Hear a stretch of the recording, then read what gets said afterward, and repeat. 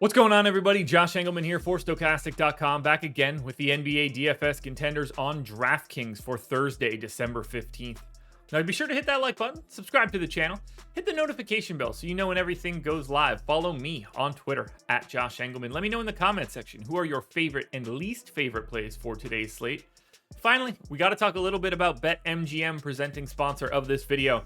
If you click the link in the description, head on over to BetMGM, make a deposit.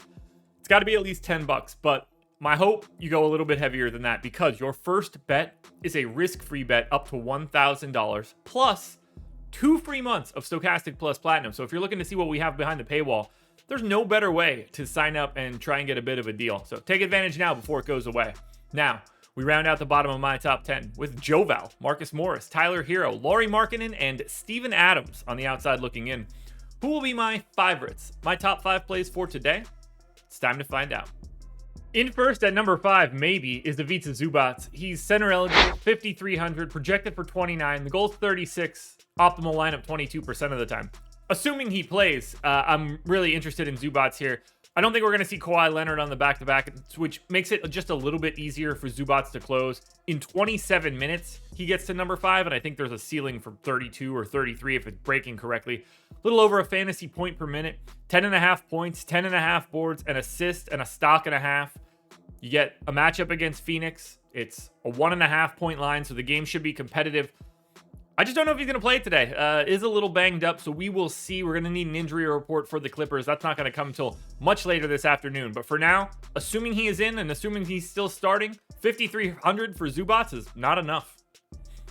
Next up at number 4, we've got Ja Morant. He's 10,400, projected for 52.5. The goal is 62. He's in the optimal lineup 25% of the time. Do I need to even explain why rostering Ja Morant is a good idea? 34 minutes, 1.5 fantasy points per minute, 34% usage. We still have no Desmond Bane. 28 points, 8 assists, 7 boards, a stock and a half. Ultra competitive matchup against Milwaukee. They're 1.5 point favorites at home, so you expect to get the full run and the full Ja Morant experience, and he doesn't have to contend with Drew Holiday's defense on the other side, so that's just one extra helpful thing. But honestly, it's Ja Morant. You guys get it. Play him. If you need a little bit of value, Trey Murphy is the guy that I've got my eye on. Shooting guard, small forward eligible, so you also get guard, forward, and utility. 5K, projected for 27, goals 35. He's in the optimal lineup 28% of the time. 32 minutes for Murphy. I think that's what he's going to play in a competitive matchup. He's a 0.8-ish fantasy point per minute guy. It's mostly scoring, 16% usage, 14 points, 5 boards, 2 assists, a stock and a half. It is a pace-up spot, and it is the game with the biggest total on today's slate. Pelicans Jazz rematch from a couple days ago. You just expect a ton of scoring. These teams are more offensively focused than defensively focused. I love just getting to this game in general, but Trey Murphy just makes every sort of lineup work. At number 2, I'm going to Kevin Porter Jr., point guard eligible, 7K, projected for 38. The goal is 45, and he is in the optimal lineup 29% of the time. We're talking 34 minutes here for KPJ. Normally, you would think, oh, it's a matchup against Miami. That's not great. Big time pace down. But on a 4-game slate, the pace just isn't as important. And the fact that Houston's at home and they're only 4-point dogs means we should get the full run of Kevin Porter Jr. He's a 1.1 fantasy point per minute guy, 25% usage, 18 points, 5.5 rebounds, 6 assists, a stock and a half. I just want the guy with the ball in his hands more often than not. It's either him or Jalen Green, and at 7K on a 4-gamer, I think the upside for Kevin Porter Jr. is very high. Now, before we get to that number 1 contender, one last reminder, hit the like button, subscribe to the channel, hit the notification bell so you know when everything goes live. Follow me on Twitter at Josh Engleman. Let me know in the comments who your favorite plays are, and then go sign up at BetMGM using the link in the description. It's going to get you 2 free months of Stokastic Plus Platinum and a $1,000 risk-free bet.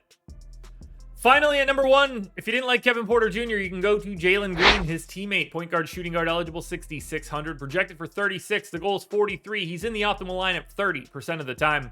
Everything that I said about Kevin Porter Jr. is the exact same for Jalen Green. 27% usage, over a fantasy point per minute, 34 minutes, 22 points, basically, 4.5 boards, 4 assists, a stock.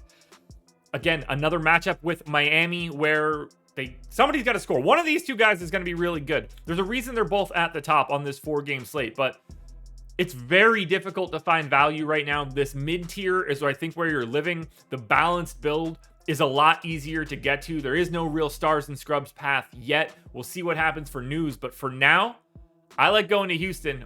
I like going to Jalen Green.